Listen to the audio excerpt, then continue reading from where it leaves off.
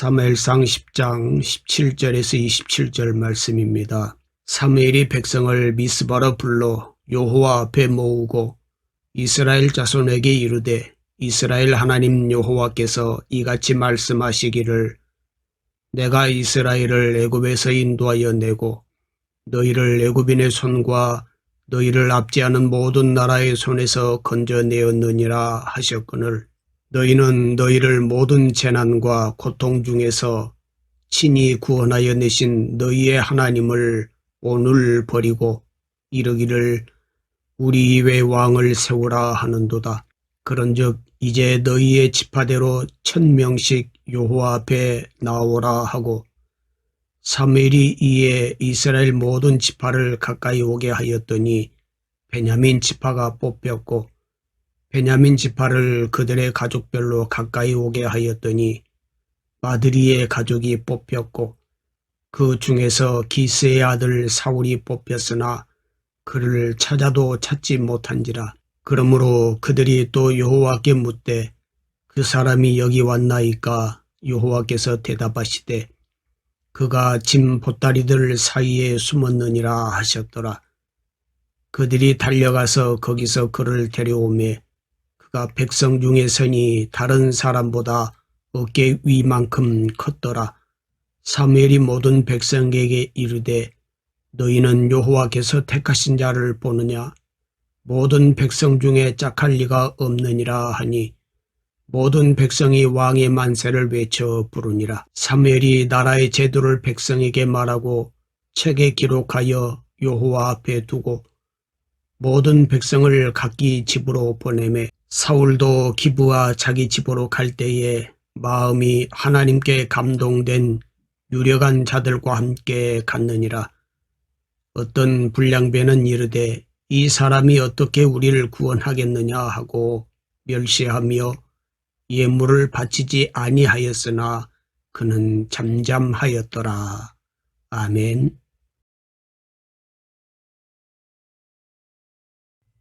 제비 뽑기는 구약뿐만 아니라 신약 시대에도 이루어진 일입니다.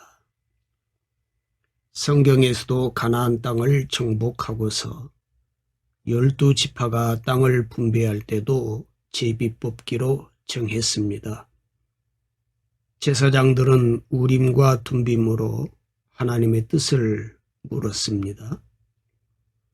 제사장의 직분을 행할 때도 그랬고 신약 시대에는 가룟 유다를 대신할 제자들을 뽑을 때 제비 뽑기 했습니다.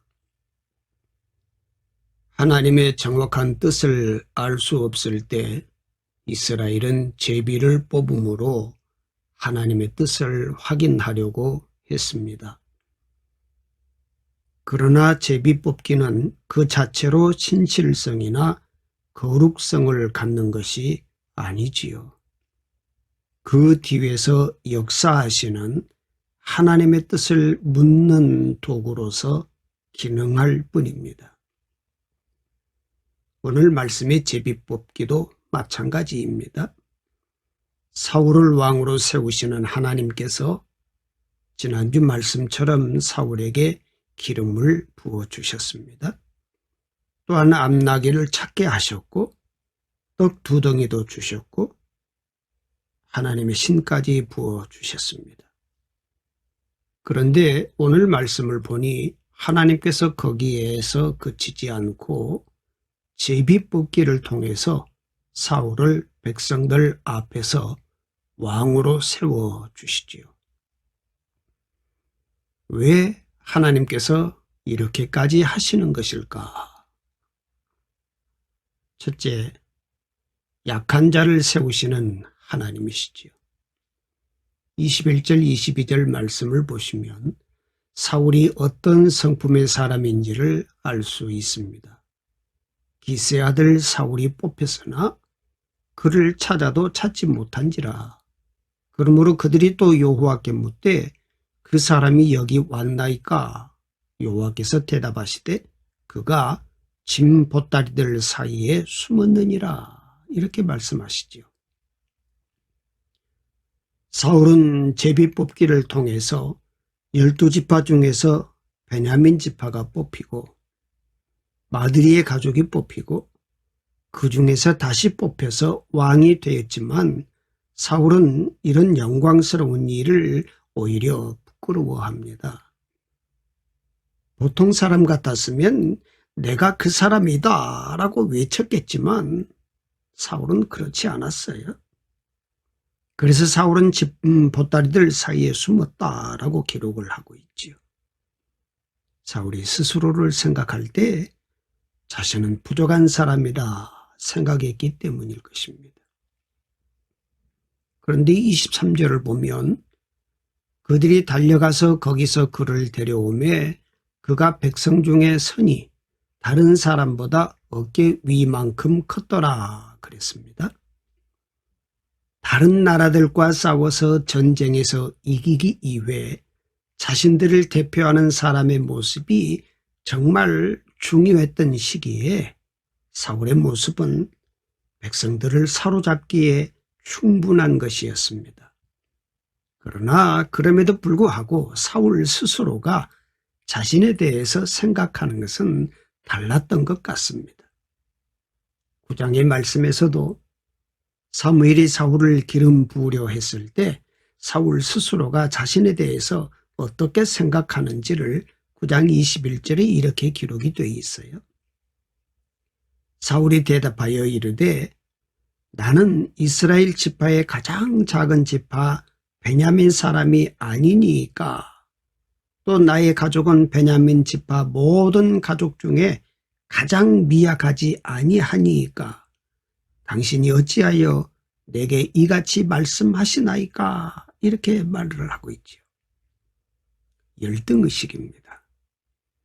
깊은 열등감이 사울 안에 있는 것을 보게 됩니다. 그러나 하나님은 이런 사울을 최초의 왕으로 선택하시지요. 이런 사람을 하나님은 왜 선택하셨을까요? 강한 자신감과 실력을 갖춘 사람이 아니라 왜 이런 사람을 선택하셨을까요? 사실 사울이 이것이 하나님께서 일하시는 방식이라는 사실을 알지 못했습니다. 하나님이 일하시는 방식은 언제나 약한 자들을 통한 것이었습니다.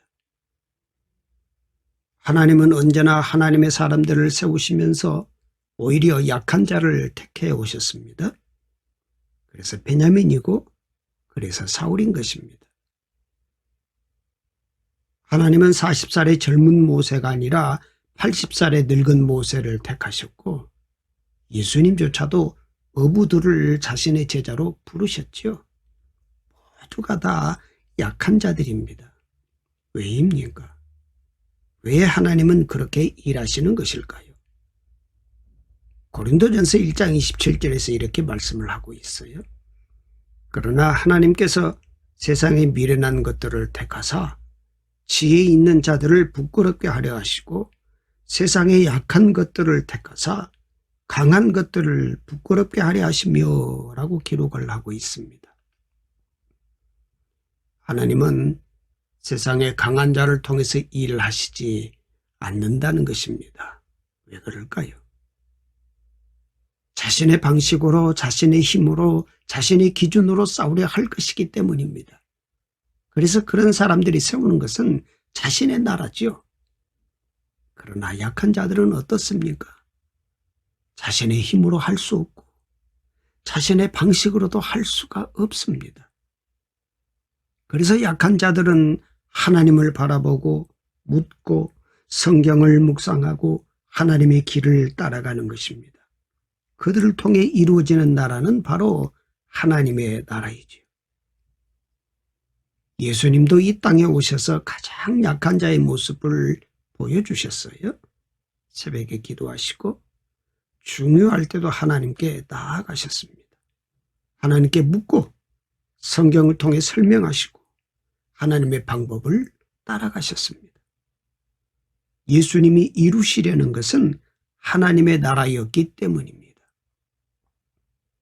반대로 사울은 왜 열등감을 느낍니까? 나를 보고 세상을 보아서 그렇습니다. 나와 세상을 비교해서 그렇습니다. 사울이 붙들고 있는 것이 세상이어서 그랬습니다. 그래서 사울은 깊은 열등감과 낮은 자존감을 가지게 된 것입니다. 그래서 하나님은 사울을 제비 뽑아 주시는 것입니다. 하나님의 방법을 지금 보여주시는 것입니다. 그것도 모든 이스라엘 백성들 앞에서 그렇게 해 주셨어요. 사울의 나라가 아니라 하나님의 나라를 세워야 하기에 그런 것입니다. 하나님이 일하시는 방식은 우리가 좀 다르지요. 두 번째, 택하신 자라고 불러주시는 하나님이십니다. 24절 말씀을 보시면 사무엘이 모든 백성에게 이르되 너희는 여호와께서 택하신 자를 보느냐? 모든 백성 중에 짝할 리가 없느니라 하니 모든 백성이 왕의 만세를 외쳐 부르니라 이렇게 기록하고 있지요. 사무엘이 사울을 가리켜 여호와의 택하신 자라 부르고 있는 것입니다. 여호와의 택하신 자는 원어에는 바하르라는 히브리어 단어에서 나왔습니다. 바하르는 영원한 선택을 의미합니다. 하나님이 사울을 이스라엘의 왕으로 영원히 선택하셨다는 것입니다. 그러기에 사울은 짝할 리가 없다. 즉 그와 같은 이가 없다라는 뜻입니다. 하나님이 선택하셨으니 비교 불가라는 뜻이지요. 하나님의 기준으로 하나님께서 택하신 것이니 무엇과도 비교될 수도 없다는 의미입니다. 택하신 자와 짝할 리가 없다라는 말씀이 사울에게 얼마나 큰 은혜입니까? 사울을 택해 주시고 그와 비교할 자가 없게 하셔서 그와 영원한 언약을 맺어 주신다고 하시니 얼마나 좋습니까? 여러분은 어떻습니까? 어떤 기도 제목을 가지고 있습니까? 오늘 말씀에서 최고의 기도 제목을 만날 수 있지요.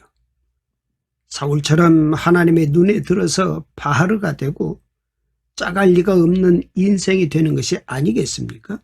그렇게 불러주시는 하나님의 은혜 때문입니다. 사사기의 기드온 기억나시죠? 기드온은 원래 하나님이 쓰실 만한 그릇이 아니었답니다. 기드온은 겁이 많은 사람이었어요. 이스라엘을 민족을 이끌고 블레셋과의 전쟁에 나갈 만한 사람이 아니었습니다. 그런 기드온을 부르시면서 하나님께서 두 가지 일을 하셨습니다. 첫째는 기드온을 큰 용사여라고 불러주셨다는 것입니다. 전혀 아니었는데 그렇게 불러주셨다는 것이죠.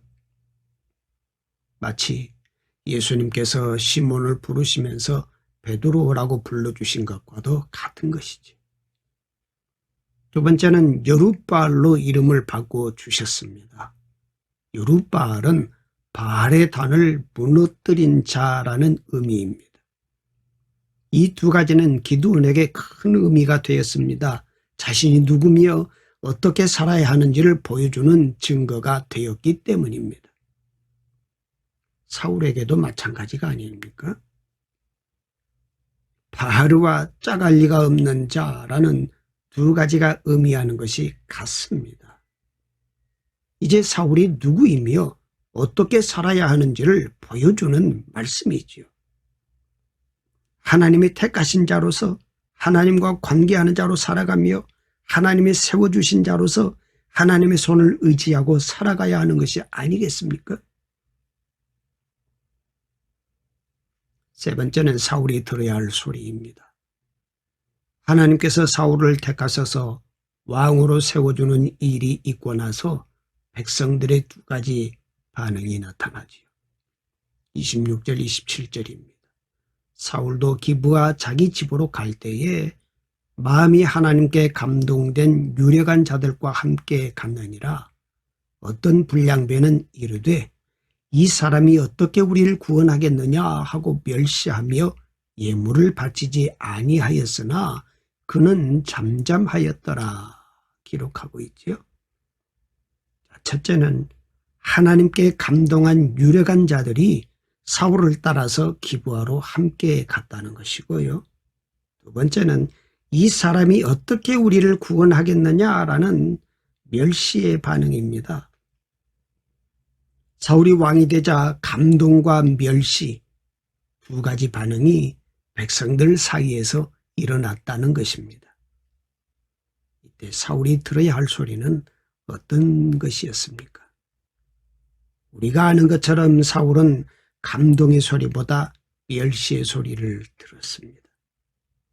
하나님께 감동된 사람들의 소리보다 자신에 대해서 평가하는 사람들의 소리에 귀를 기울였다는 것입니다.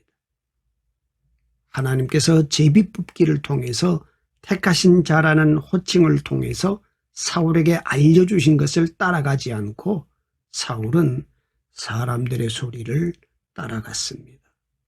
그래서 결국 사울은 어떻게 됩니까? 왕위를 잃어버리게 되지요.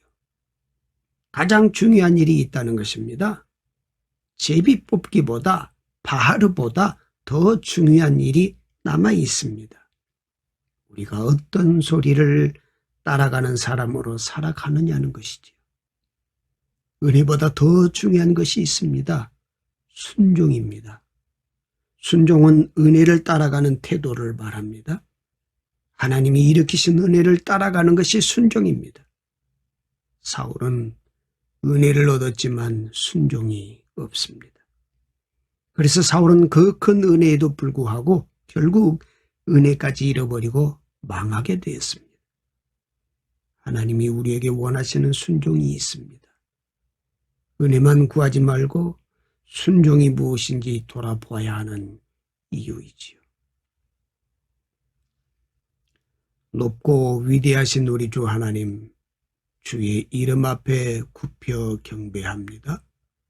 오늘도 주님의 몸된 교회가 선 곳과 우리가 밟는 땅에서 부르짖는 기도에 귀 기울이시며 응답하시는 주님을 찬양합니다. 아버지 하나님, 우리의 생각과 고집 그리고 계획을 주님께 내려놓습니다. 오늘도 우리의 삶 구석구석에서 행하시는 주님의 놀라운 일들을 발견하고 즐거워하게 하옵소서. 우리 신앙의 날수와 연수를 자랑하지만 그에 합당한 믿음의 성숙이 모자람을 고백합니다. 주님의 보혈로 내면 깊은 곳의 더러움까지 정결하게 씻어 주시옵소서. 오늘도 죄된 옛사람의 모습을 믿음으로 소멸시키고 예수님과 연합된 새 사람의 모습이 믿음으로 선명해지게 하옵소서. 사랑하는 주님, 우리를 불쌍히 여겨주시사 말씀으로 우리를 가르쳐 주시고 하나님을 아는 지식으로 무장되어 영들을 분별할 수 있게 하옵소서. 모든 감사와 영광을 주님께 올려드리오며 어제나 오늘이나 영원토록 동일하신 예수 그리스도의 이름으로 기도드립니다. 아멘.